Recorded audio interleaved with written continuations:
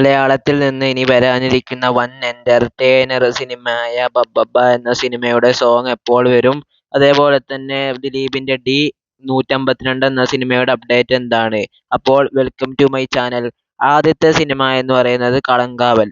കളങ്കാവൽ എന്ന സിനിമയുടെ ട്രെയിലർ കൊണ്ട് മമ്മൂട്ടിയും വിനായകനും നമ്മളെ ഞെട്ടിച്ചിരിക്കുകയാണ്. അപ്പോൾ എന്തായാലും ട്രെയിലർ കട്ട് എന്തായാലും നല്ല രീതിയിൽ മികച്ചു തന്നെ നിൽക്കുന്നുണ്ട്. ഇനി സിനിമയും നല്ല രീതിയിൽ മികച്ചു നിൽക്കട്ടെ.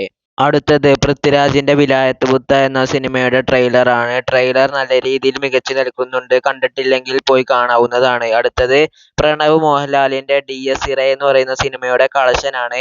വേൾഡ് വൈഡ് ആയിട്ട് ചിത്രം 75 കോടിക്ക് മുകളിൽ കളക്ഷൻ നേടിയിട്ടുണ്ട്. അപ്പോൾ എന്തായാലും DS ഇറ എന്ന് പറയുന്ന സിനിമ 100 കോടി ആകുമോ എന്ന് നമുക്ക് കാത്തിരുന്ന് തന്നെ കാണേണ്ടി വരും. അങ്ങനെ 100 കോടി ആവുകയാണെങ്കിൽ പ്രണവ് മോഹൻലാലിന്റെ ആദ്യത്തെ 100 കോടിയായി മാറും. ദുൽഖർ സൽമാന്റെ കാന്ത എന്ന് പറയുന്ന സിനിമയുടെ വേൾഡ് വൈഡ് കളക്ഷൻ 15 കോടിക്ക് മുകളിൽ കടന്നിട്ടുണ്ടെന്നാണ് ഇപ്പോൾ കിട്ടിയിരിക്കുന്ന വിവരങ്ങളിലൂടെ അറിയാൻ കഴിഞ്ഞത്. സത്യൻ അന്തിക്കാട് ദിലീപ് കൂട്ടുകെട്ടുകൾ വീണ്ടും ഒന്നിക്കാൻ പോവുകയാണ്.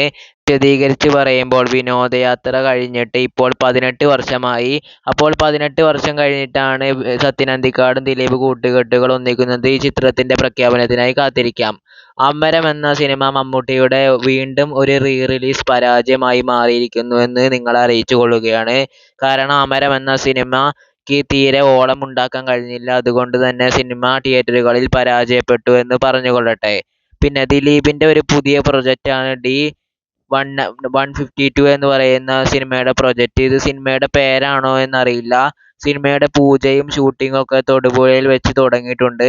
അത് നിങ്ങളെല്ലാവരും അറിഞ്ഞിട്ടുണ്ടാകുമല്ലോ. അപ്പോൾ ഈ സിനിമയ്ക്കായി കാത്തിരിക്കാം. അടുത്തത് മോഹൻലാലിന്റെ ഈ ഡിസംബറിൽ വരാനിരിക്കുന്ന റിലീസ് സിനിമ ഒന്നേ ഉള്ളൂ. അതാണ് സമ്മർ ഇൻ ബെത്ലഹേം. അപ്പോൾ അതിനു വേണ്ടി നമുക്ക് എന്തായാലും കാത്തിരിക്കാം. സമ്മർ ഇൻ ബെത്ലഹേം ആണ് മോഹൻലാലിന്റെ ഈ വർഷത്തെ ലാസ്റ്റ് റിലീസ്. ഇനി നിങ്ങളോട് ഒരു ചോദ്യമാണ് ചോദിക്കുന്നത്. നിങ്ങൾക്ക് 2018 പുറത്തിറങ്ങിയ കമാര സംഭവം എന്ന സിനിമയ്ക്ക് എന്തുകൊണ്ട് സ്റ്റേറ്റ് അവാർഡ് ലഭിച്ചില്ല? കാരണം അന്നത്തെ ഏറ്റവും മികച്ച സിനിമയായിട്ടും സ്റ്റേറ്റ് അവാർഡ് ലഭിക്കാത്തതിന്റെ കാരണം പറയൂ. പിന്നെ മമ്മൂട്ടിയുടെ അടുത്തതായി റിലീസ് ചെയ്യാൻ പോകുന്ന സിനിമയാണ് മായാവി എന്ന സിനിമ. അപ്പോൾ മായാവി എന്ന സിനിമയും മമ്മൂട്ടിയുടെ റിലീസ് ചെയ്യാൻ പോവുകയാണ്. ഇതെന്തായാലും ഒരു അമരം പോലെ ഒരു പരാജയപ്പെടാത്ത ചിത്രമായി മാറട്ടെ. അപ്പോൾ അടുത്തത് ദിലീപിന്റെ ബബ്ബബ്ബ എന്ന സിനിമയുടെ ഒരു അപ്ഡേറ്റ് ആണ്. ബബ്ബബ്ബ എന്ന സിനിമയുടെ ഗാനം അടുത്ത ആഴ്ചയോടെ ഒഫീഷ്യലായി എപ്പോഴാണ് വരുന്നതെന്ന് മൂവിയുടെ അണിയറ പ്രവർത്തകർ അറിയിക്കുന്നതായിരിക്കുമെന്നാണ് നമുക്ക് കിട്ടിയിരിക്കുന്ന റൂമറിലൂടെ അറിയാൻ കഴിഞ്ഞത്.